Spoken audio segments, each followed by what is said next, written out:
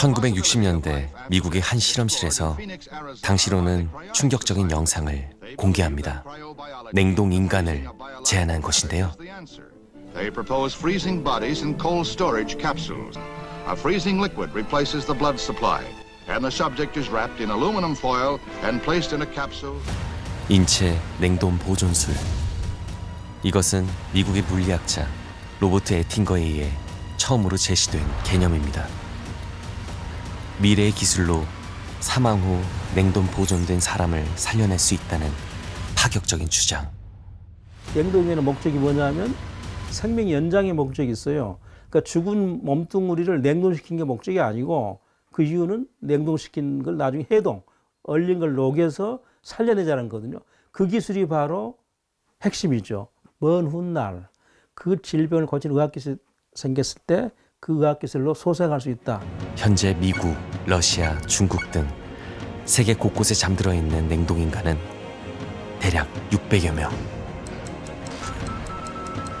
반세기가 지난 오늘 그 누구도 아직 깨어나지 못했지만 그 신청자는 약 3,000명으로 죽어서도 다시 살길 바라는 사람들의 이야기는 먼 곳에만 있는 것이 아니었습니다.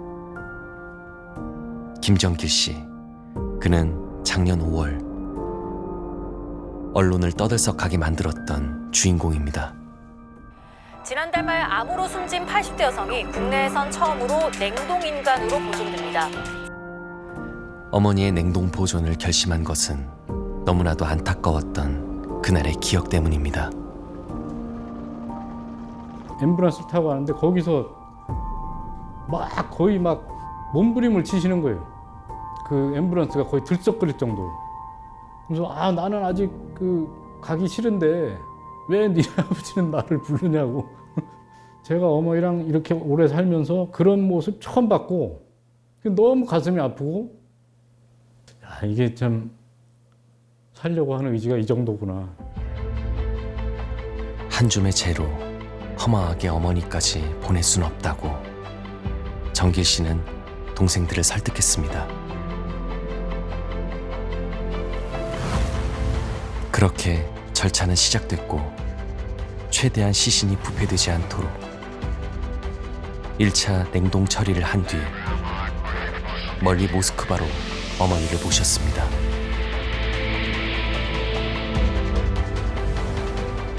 자주 찾아가 볼 수도 없는 먼 나라. 이 낯선 곳에서 정말 어머니가 깨어날 수 있을지 누구도 보장할 수는 없지만 계약 기간 100년.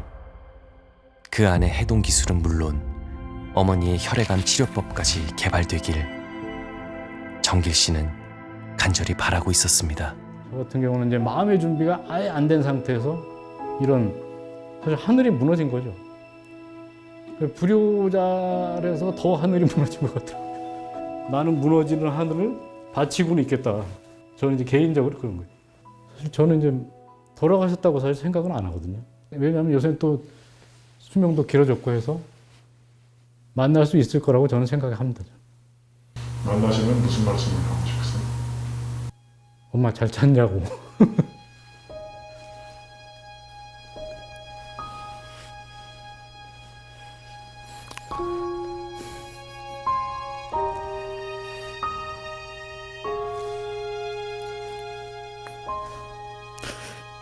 죄송합니다.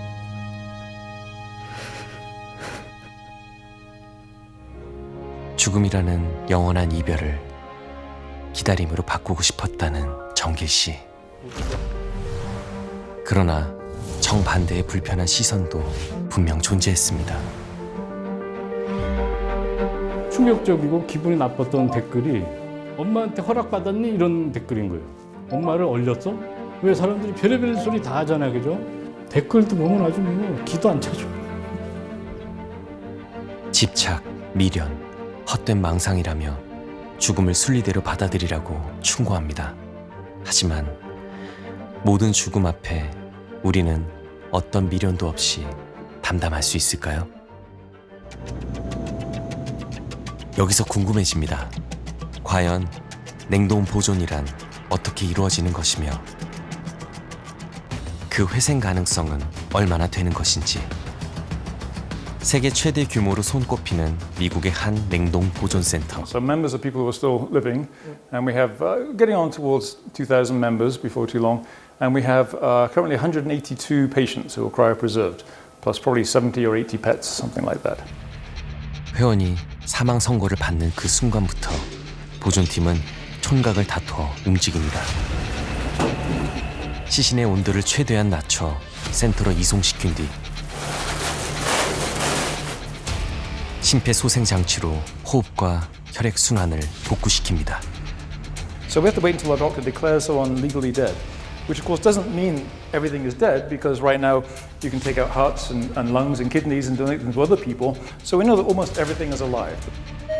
사망 선고 이후에도 아직 일부 기관과 세포들은 살아있게 강제로 혈액 순환과 호흡을 되살려 세포와 조직의 손상을 최대한 지연시키려는 것입니다. 다음 단계는 혈액을 비롯한 몸 안의 체액을 제거하는 일입니다. 체내 수분이 얼음이 되며 생기는 뾰족한 얼음 결정은 세포에 치명적인 손상을 입힙니다. 따라서 혈액을 모두 빼낸 뒤 얼음 결정이 생기는 것을 막아주는 약물을 투여한다고 합니다. 그러면 날카로운 얼음 결정 없이 유리와 같은 투명한 상태로 인체를 얼릴 수 있고, 그렇게 서서히 온도를 낮추다 영하 196도에 이르면 특수 제작된 냉동 캡슐로 옮겨 영구적으로 보존한다는 것입니다. So 4 patients in there, and then in the center column we can get also 5 neuro patients. Or we may have pets up here, for instance. 캡슐 내부는 공간이 나눠져 있는데요. 전신이 아닌 뇌만 냉동해달라고 신청한 회원도 꽤 많다고 합니다. 혹시 어떤 문제는 없을까요? 선생님이 이미 사망 선고돼가지고 사회적으로는 이미 죽음을 맞았는데, 그럼 다시 살아났을 때 출생신고 할 겁니까? 안 그러면은 그 사람의 그 사회적 지위를 그대로 부여를 할 겁니까? 그렇게 되려면 죽음에 대한 기준, 민사법 다 바꿔야 됩니다. 보존 기간은 무기한. 심지어 해동이 되면 사회복귀 비용도 지원해준다는 이 업체는 최근엔 다양한 선택지가 생겼다면서 적극적인 마케팅을 하고 있었습니다. Saw that there was an option that was affordable for me at the time, and that was taking out an insurance policy and making Alcor the beneficiary. Itself is a nominal, it's a small fee that I pay every month. We have quite a few families signed up. In fact, it's increasingly common for whole families to sign up. We actually offer discounts so that a spouse can sign up at half the cost, and then minor children cost very little. Yeah, I signed up when I was 22 years old, and my wife is a member as well. So, one day, I'm not sure which of us will go in there first, but we'll be waiting for each other. If you can come back with your family, obviously that's very helpful. You're not going to be alone. 분당의 한 병원. 이곳 냉동 탱크에는 인체 세포와 조직이 보관되어 있습니다. 여기는 배아하고 난소들이 들어가 있는 탱크고요. 이쪽 탱크는 정자가 들어가 있는 탱크입니다. 액체 질소가 있고 그 안에 이렇게 세포를 보관하고 있는데, 시험관 아기 시술을 위해 얼려둔 세포들은 20-30년 뒤에 해동해도 아무런 문제가 없다고 합니다. 보존의 기간이 길어질수록 어떤 상태가 나빠진다든지 하는 보고는 되어 있지 않습니다. 따라서 최장 20년 이상 동결 보존되었던 배아를 녹여서 임신에 성공한 경우도 보고가 되고 있습니다. 영국에선 한 20대 여성이 9살 때 얼려둔 난소 조직을 녹인 뒤 이식해 성공적으로 출산을 한 사례까지 알려졌습니다. 동결과 보존 시에 얼음 결정을 최소화시키고 손상을 최소화시키는 것은 여러 가지 기술이 필요한데, 그 중에 핵심적인 기술은 동결 당시에 사용되는 동결 보존제에 있습니다. 작은 세포는 물로 채워져 있습니다. 때문에 세포 안쪽은 물론 바깥도 감싸고 있는 액체가 얼음이 되면서 세포를 찌르지 않도록 뾰족한 결정이 생기는 것을 막아주는 약물을 투입해 매끈한 유리처럼 얼리고 영하 196도의 액체 질소에 보관한다. 이것은 미국의 보존센터에서 확인한 냉동 과정과 동일한 방식, 같은 원리입니다. 그렇다면 세포가 몇십 년 뒤에 문제없이 해동되듯 이론적으로 냉동인간도 해동에 성공할 수 있는 건 아닐까요? 그 크기가 크기 때문에 동결 보존제가 세포 속으로 침투하는 게 어려워집니다. 그리고 존재하는 세포의 종류가 다양하기 때문에 세포에 맞는 동결 보존제의 조성을 모두 맞춰줄 수가 없습니다. 난이도가 훨씬 어려워지는 것이죠. 동결 과정에서 세포가 손상되지 않도록 하려면 유리처럼 맑게 얼려주는 약물을 주입해야 하는데 세포와는 비교도 안 될 만큼 큰 장기는 약물이 구석구석 침투하기가 어렵고 특히나 1000억 개에 달하는 신경세포가 촘촘하게 얽혀있는 뇌는 심각한 손상을 입을 수밖에 없다는 것입니다.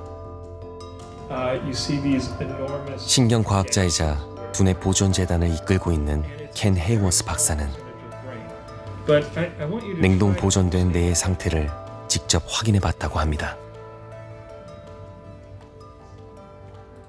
The cryonics technique, there was at least the way that it was applied, they were not able to show that that you got good preservation of the synaptic connectivity. Turns out that there was a lot of shrinkage of the neuronal connectivity, and within that, it appeared to us that there was damage.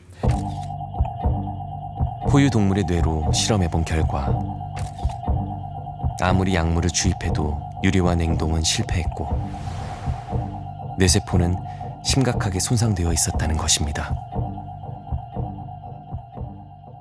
I publicly withdrew my membership. I said, you know, I'm walking. You can't show me the quality that you guys are doing. You can't publish in a scientific journal. I guess I was under the impression that you guys were better than you are. 어머니를 냉동 보존한 김정길 씨 역시 과학기술의 한계를 모르지 않습니다. 아직은 해동 기술이 없잖아요 하는데 그런 건 부수적인 거죠. 일단 저렇게 보존해서 미래 의술을 기대하고 기다리는 거죠. 그죠? 거창하게 부활을 한다, 완전히 100% 회생을 한다 이건 아니고 1%라도 가능성이 있고 또 인류의 그 발전 능력이라는 게 양자 컴퓨터, 인공지능 그리고 스마트폰을 20년 전에 상상도 못했듯이 저는 그거를 사실 믿고 있죠.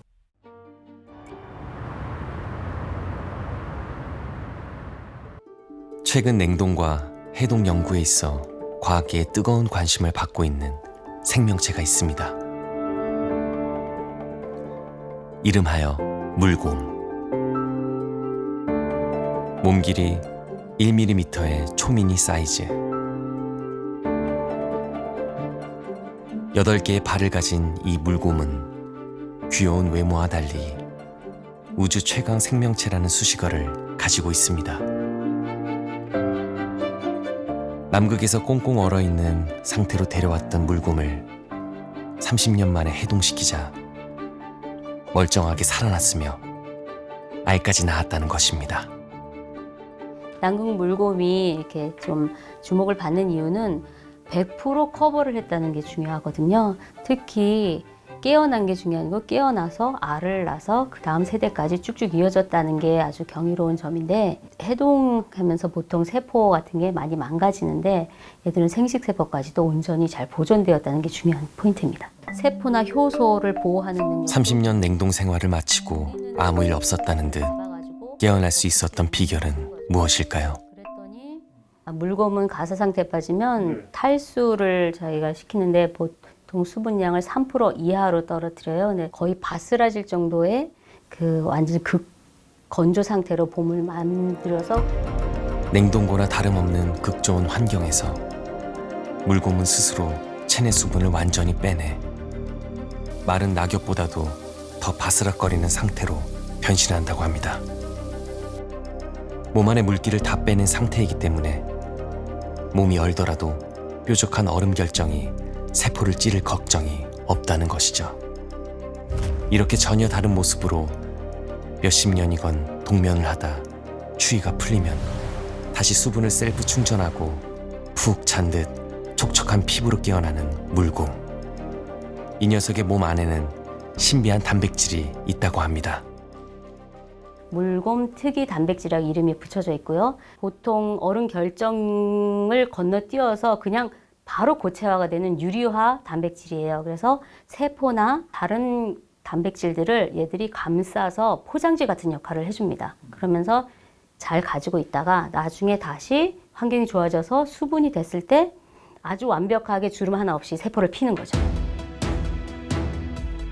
물곰의 더욱 놀라운 점은 극좋은 상태와는 정반대로 100도 이상의 뜨거운 열에도 끄떡없고 심지어 우주 방사능도 견딜 수 있어 얼마 전 우주로 파견되기도 했는데요. 물곰이 가진 신비한 단백질을 사람도 갖게 된다면 냉해동의 실마리를 찾을 수도 있지 않을까요? 근데 이 물곰의 단백질은 사람한테 주입을 했을 때도 빠르게 분해해서 나가기 때문에 전혀 독성이 없다고 지금 밝혀져 있습니다. 특히 남극에서 발견된 물곰을 가지고 저렇게 해동과 동결을 이제 반복하면서 저희가 어떤 유전자에 관여하는지 어떤 단백질이 관여하는지를 밝혀낼 수 있다면 아마 산업적으로도 그렇고 저희가 원하는 좀 이로운 쪽으로 많이 활용을 할 수 있을 것이라고 생각을 합니다. 아직 가야 할 길은 멀지만 신비한 생명체들의 도움으로 언젠가 우리 앞의 난제들을 해결할 수 있을지도 모릅니다. 100년 전의 사람들이 오늘을 상상하지 못했던 것처럼 다가올 10년, 더 먼 100년 안에 어떤 놀라운 일이 벌어질지 누구도 알 수 없습니다. 분명한 것은 우려와 비난 속에서도 우리가 원하든 원하지 않든 간에 과학은 계속 발전할 것이란 사실입니다. 영원 불멸을 꿈꾸는 사람들, 돈 많은 사람들이 돈을 내게 하는 장사 속이다. 뭐 그런 측면도 있다고 봐요. 그러나 저는 한 가지, 모든 과학기술은 초기에 다 손가락질을 받았어요. 과학은 멈출 수가 없거든요. 네. 과학은 누가 못하게 해도 발전하게 돼 있는 게 과학이고요. 그리고 실제로 과학은 한 번도 뒤로 물러나질 않아요. 그래서 계속 발전이 개발이 될 테고. 그 앞에서 마지막으로 한 번 생각하게 됩니다. 우리에게 죽음이란 어떤 의미일까요? 저는 이제 매주 죽은 분들을 만나는 의사로서 죽음이라는 게 분명히 최초로는 굉장히 두려운 존재예요. 두렵고 피하고 싶고 유한한 삶을 조금 더 늘려서 살 수 있는 기회를 제공한다는 건 굉장히 중요하다고 생각해요. 과학기술은 분명히 중요합니다. 근데 만약에 죽음이 없다, 영원히 산다 라고 하면 지금 당장 출근할 필요도 없고요. 옆 사람과 서로 따뜻한 말을 건넬 필요도 없고 사랑을 할 필요도 없습니다. 왜냐하면 1000년 뒤에, 10,000년 뒤에 해도 되고요. 영원히 살기 때문에 그런 게 필요하지 않을 수도 있어요. 톨스토이의 인생론을 보면 우리가 영원할 수 있는 거는 우리가 죽으면서 떠나지만 남아있는 사람들이 나에 대해서 가지고 있는 따뜻한 기억과 사랑이라고 얘기했어요. 우리가 가졌던 인간성이 다른 사람들에게 펼쳐지면서 그의 기억과 그의 존재가 영원히 각인되는 게, 그게 바로 영원한 삶이 아닌가라는 생각을 합니다. 인간의 숙명과도 같은 죽음을 극복할 수 있을 것인지, 그 오래된 질문에 대한 답을 과학자들이 준비하는 동안 누군가 다시 우리에게 묻습니다. 당신에게 삶이 소중한 이유는 무엇입니까?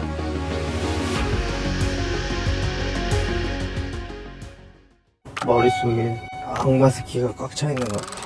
이건 뭐야? 저는 약을 했다 하면 6개월 동안 계속해요. 약을 끊기 위해서 사는 건지 하기 위해서 사는 건지. 이거 봐. 약이네 안에. 이런데 8개월 동안 생활 뻔을 했어요. 또 찌르고 또 찌르고 또 찌르고. 그냥 약하면서 죽고 싶어요.